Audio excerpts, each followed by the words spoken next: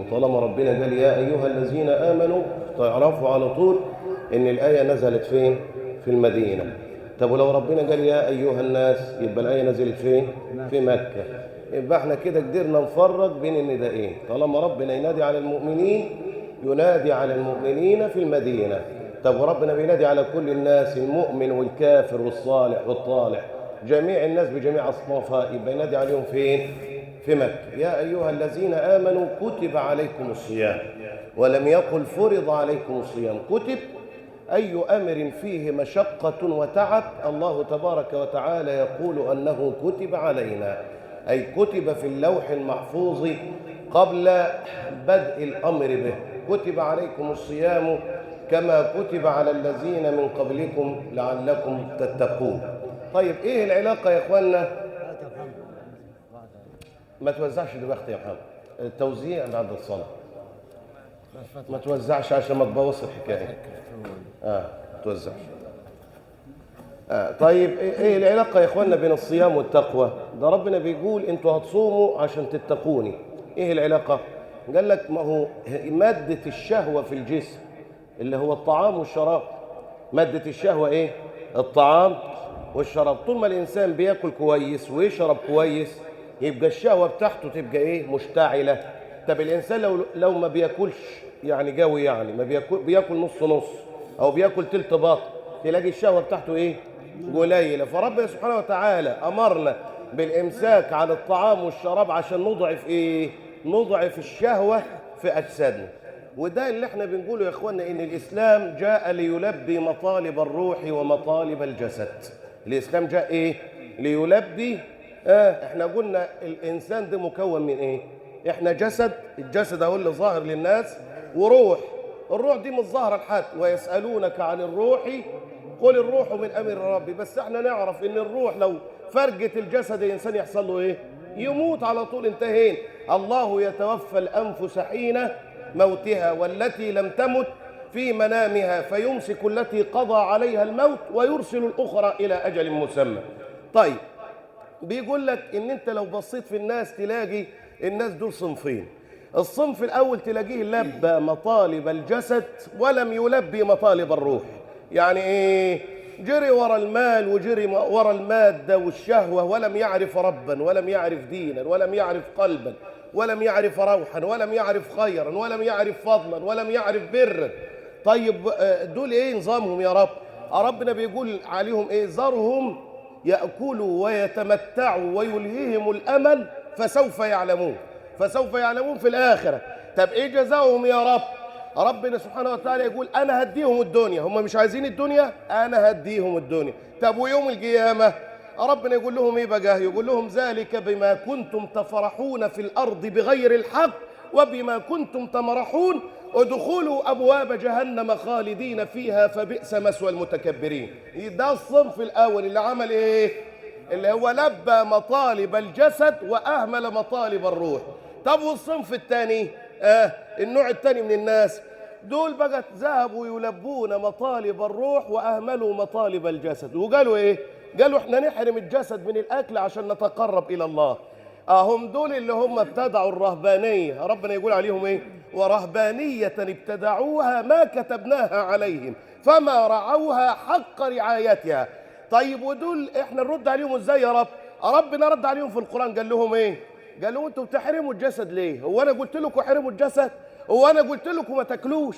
هو انا قلت لكم ما تشربوش؟ انا قلت لكم كلوا واشربوا، لكن اضبطوا العملية شوية. لما تيجي تاكل نص بطن، زي ما قال المصطفى ما ملأ ابن آدم وعاء شرا من بطنه بحسب ابن آدم لقيمات يقمن بها صلبه، فإن كان ولا بد فثلث لطعامه وثلث لشرابه وثلث لإيه؟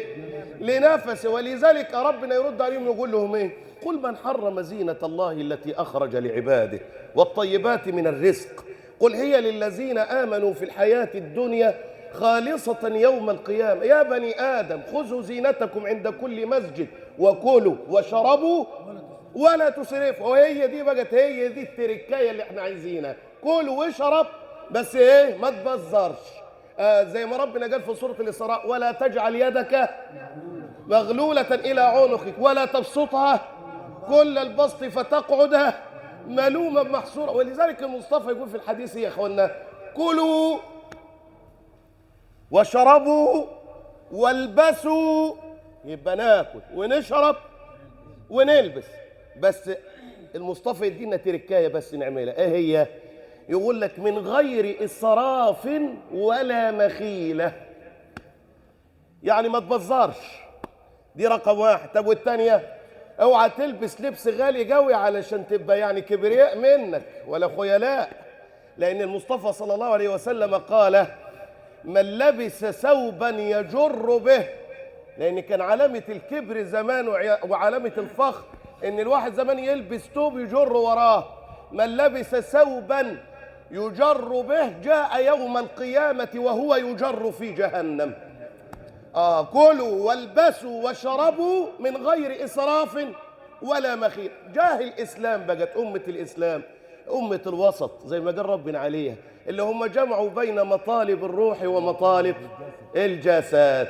إزاي بقت إحنا جمعنا أمرنا الله بالغسل والوضوء فكانت زكاة البدن وطهارتها، وأمرنا الله بالركوع والسجود لنسمو بالروح إلى مولاها. ولذلك احنا قلناها قبل كده يا اخوان: لا قيمة للإنسان بجسده فقط، ولا قيمة للإنسان بروحه فقط.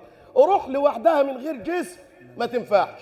طب وجسد من غير روح ميت، يبقى ما ينفعش. ولذلك قالها الشاعر: يا خادم الجسم كم تشقى لخدمته، أتطلب الربح مما فيه خسرانه، أقبل على الروح واستكمل فضائلها، فأنت بالروح لا بالجسم إنسان، وامدد يديك بحبل الله معتصما، فإنه الركن لو خانتك أركانه.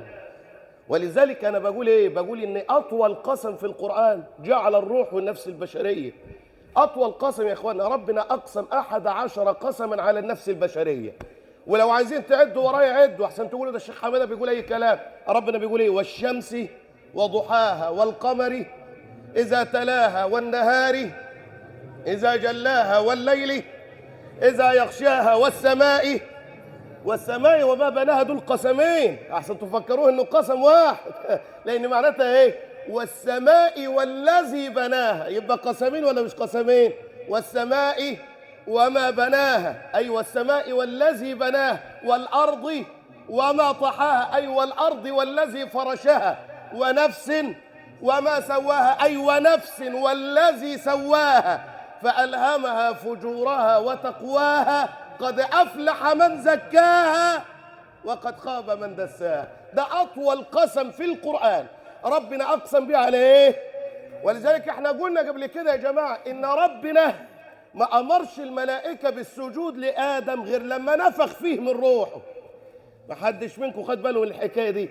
واحد يقول يا شيخ ده احنا مكرمين، ده ربنا أمر الملائكة تسجد لأبونا آدم. أيوة بس ربنا ما أمرش الملائكة بالسجود لآدم غير إمتى؟ غير لما نفخ فيه من روحه. لأن ربنا بيقول في القرآن إيه؟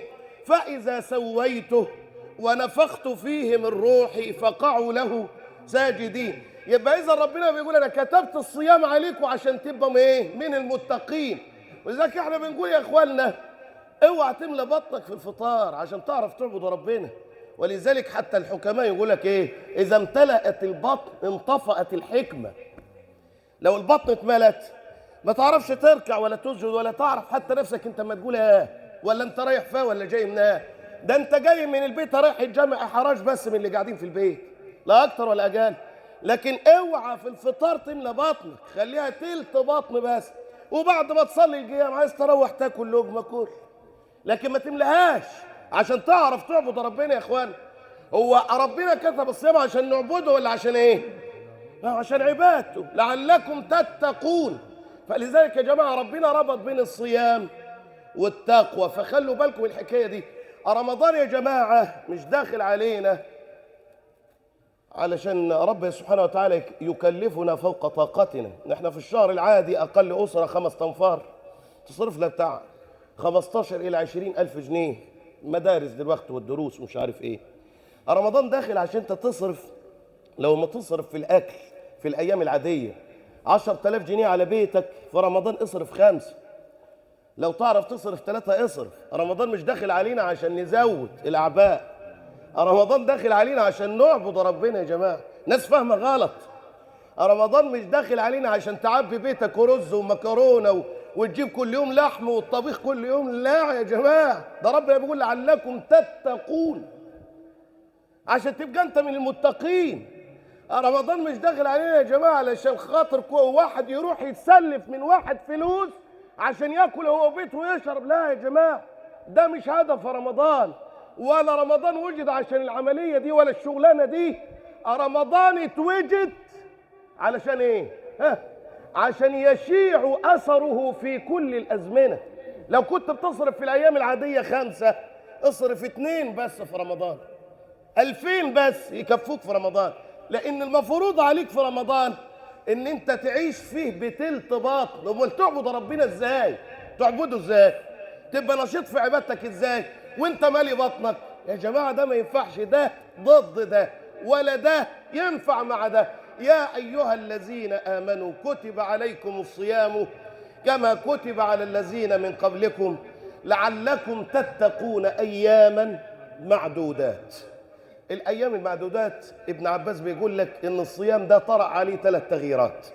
التغيير الاول يا اخوانا ان النبي كان بيصوم يوم عاشوراء و3 ايام من كل شهر. ده في الاول. نزل الامر بالصيام سنة 2 هجرية، بس كان مختلف عن صيام. ازاي؟ اللي عايز يصوم رمضان يصومه، واللي مش عايز يطعم عن كل يوم مسكين. طب واللي عايز يطعم 2 عن كل يوم؟ ربنا قال فمن تطوع خيرا فهو خير له. كل ما تزود عدد المساكين اللي هتطعمهم كل ما يزيد ايه؟ اجرك. ده الصيام في الاول يا اخوانا. يبقى الصيام مر ب3 مراحل. اول حاجه صيام يوم عاشوراء وصيام 3 ايام من كل شهر. ثاني مرحله الصيام كان اختياري. يعني ايه اختياري؟ يعني اللي عايز يصوم يصوم رمضان يعني يصوم. طب واللي مش عايز يصوم يطعم عن كل يوم مسكين. طب واللي عايز يزود ربنا قال له خير زود. لكن ربنا في نهاية الآية قال وأن تصوموا خير لكم إن كنتم تعلمون. طيب تحول رمضان فأصبح فرضا على الأمة. يعني كل الناس تصوم، ما فيش حد معفي من الصيام إلا 2، المريض والمسافر. فاهمين دي يا جماعة؟ زي حكاية الخمرة. ربنا لما حرم الخمر ما حرموش مرة واحدة. امال حرموا ازاي؟ على 3 مراحل. المرحلة الأولى يسألونك عن الخمر والميسر قل فيهما اسم كبير ومنافع للناس.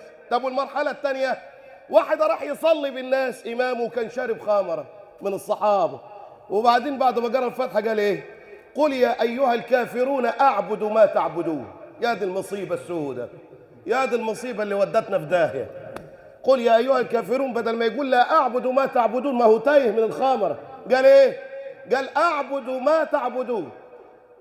فربنا سبحانه وتعالى قال يا أيها الذين آمنوا لا تقربوا الصلاة وأنتم سكارى حتى تعلموا ما تقولون. طيب المرحلة الثالثة كانت العملية بقت إيه؟ زادت من الناس، لأن كانت الخمر عند العرب زي المية. وبعدين سيدنا عمر راح للمصطفى قال له احسم لنا المسألة دي يا رسول الله، احسمها لنا، كفاية اللي بيحصل وسط الناس. فنزل قول الله تعالى إنما الخمر والميسر والأنصاب والأزلام رجس من عمل الشيطان فاجتنبوه لعلكم تفلحون. وده التحريم النهائي لإيه؟ للخمر. أهو الصيام زي كده بالظبط. في الأول عاشوراء و3 أيام من كل شهر. طب المرة الثانية رمضان، اللي عايز يصوم يصوم، واللي مش عايز يصوم يطعم إيه؟ مسكين. طب والمرحلة الثالثة والنهائية ربنا قال فمن شهد منكم الشهر فليصوم. انتهت المسألة. يبقى كله يصوم إلا 2 اللي هم مين؟ فمن كان منكم مريضا أو على سفر فعدة من أيام أخر. وعلى الذين يطيقونه أي يقدرون على الصيام فدية طعام مسكين. فمن تطوع خيرا فهو خير له وأن تصوموا خير لكم إن كنتم تعلمون. وقوموا إلى صلاتكم يرحمكم الله.